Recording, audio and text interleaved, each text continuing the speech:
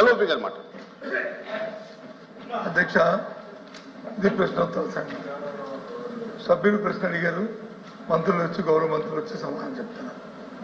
సమాధానం చెప్తూ అందులో వారు మాట్లాడుతున్న మాటలు రాజకీయ ఉపన్యాసాలు అవి చేయడం అనేది సమంజసం కాదు. ఒకటి అది రెచ్చగొట్టే మాట మాట్లాడి ఇంకా సమంజసం. రెండు ప్లీజ్ ప్లీజ్ ప్లీజ్ అచ్చినాలి ప్లీజ్ కూర్చోమనండి కూర్చోమనండి మీరు కూర్చోండి, మీరు కూడా కూర్చోండి ప్లీజ్. మీరు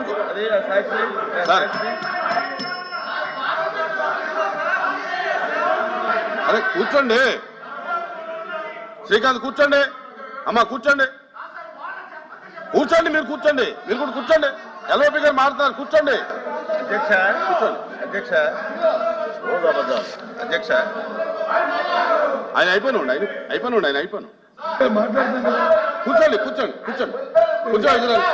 కూర్చోండి రవీంద్ర గారు కూర్చోండి. సభ్యులు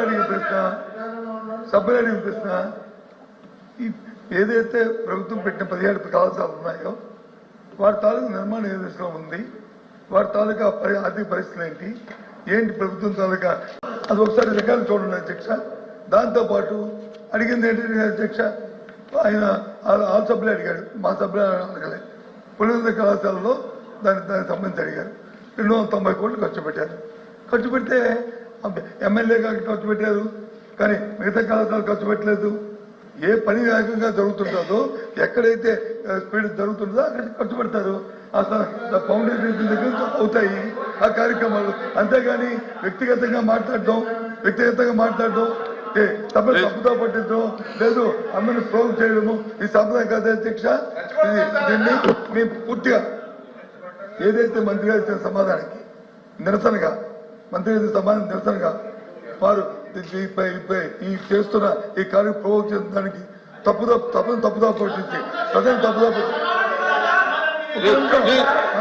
మంత్రి గారు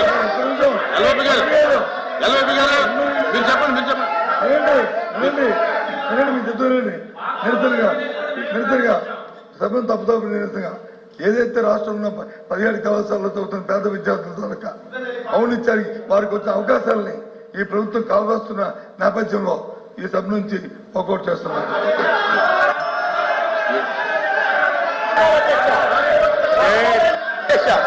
అధ్యక్ష, నేను గ్రాంట్ మిగతా డమాటికి ఫైనాన్షియల్ టైఅప్ అన్న గౌరవ సభ్యులకు అర్థం కాకపోతే బాధ్యత నాది కదా అధ్యక్ష. నేను గ్రాంట్ కింద 550 కోట్లు మాత్రమే అని చెప్పాను అధ్యక్ష. రాజమండ్రిలో కళాశాల ప్రారంభమైపోయాయి అధ్యక్ష. పోయిన కానీ పెట్టిన ఖర్చు 20 కోట్ల అధ్యక్ష. మిగతా 420 కోట్లు ఎప్పుడు ఖర్చు పెట్టాలి అధ్యక్ష? పారిపోతే అధ్యక్ష, చర్చ పెట్టినప్పుడు ఉండాలి అధ్యక్ష. పారిపోవడం రాజకీయ పార్టీ బాధ్యత రాహిత్యం అసెంబ్లీలో. కూర్చోండి అచ్చెన్నాయుడు గారు. పట్టుకోలేకపోతున్నారు, సాక్షి పెట్టే కావాలి. అధ్యక్ష, ప్రభుత్వం బాధ్యత ఏంటి అధ్యక్ష? వాస్తవాల్ని సమాచారాన్ని శాసనసభ ద్వారా ప్రజలకు తెలియజేయడం ప్రభుత్వం బాధ్యత అధ్యక్ష. మా మంత్రి గారు ఏం చెప్పారు? ఈ మధ్య పేపర్లో అవినీతి డబ్బుతో ఒక పేపర్ టీవీ ఛానల్ పెట్టి ఉన్నది లేనట్టుగా ఎవ్రీడే 150 కోట్ల మంది మంచి అన్నా సరే ఈ పేపర్లో అది చెడ్డని వస్తుంది అధ్యక్ష. ఇప్పుడే 2 నిమిషాల ముందు ఒక డిస్కషన్ జరిగింది. దీపం 2 పథకం కింద ఒక క్వశ్చన్ వేశారు. మంత్రి గారు ఎంత చక్కగా ఎంత క్లారిటీగా అరగంట సేపు సమాధానం చెప్పారు. బయట సాక్షి టీవీలో ఏమొస్తుందంటే మా మంత్రి గారంట నీళ్లు నమిలారట. వాళ్ళు అడిగిన దానికి అసలు సమాధానమే చెప్పలేక విసిగి వేసారి కూర్చోపోయారు. ఏంటి అధ్యక్ష, ఏంటి అసలు తప్పేం మాట్లాడారు? ఈ మధ్య సీప్లేన్ నాటకాలట, మెడికల్ కాలేజీలన్నీ మేము అమ్మేసామట, పోర్ట్లన్నీ అమ్మేసామట. ఏం చెప్పారు? ముఖ్యమంత్రి బాధ్యత ఏంటి? రాష్ట్రం మొత్తం ఒకలాగా చూడాలి, రాష్ట్రంలో అన్ని ప్రాంతాలను అభివృద్ధి చేయాలి, ప్రతి ఒక్కరిని మేలు కోరాలి. ఈ రాష్ట్రంలో ఇన్ని మెడికల్ కాలేజీలు ఇచ్చారు, నీ నియోజకవర్గంలో మెడికల్ కాలేజీకి నువ్వు డబ్బులు ఖర్చు పెట్టి బిల్డింగ్ కట్టావు, ఎన్నో సంవత్సరాల నుంచి మెడికల్ కాలేజ్ లేదు, పాడేరులో ఒక మెడికల్ కాలేజ్ మంజూరు చేశావు. ఈ రోజు వరకు ఒక పైసా ఖర్చు పెట్టలేదని అడిగితే ఎందుకు తడుగుకుంటున్నారు? జీవోలు ఎవరైనా ఇస్తారు, 2 నిమిషాల్లో జీవో ఇవ్వచ్చు. జీవోలు ఇవ్వడం పెద్ద కష్టం కాదు, చిత్తశుద్ధి ఉండాలి.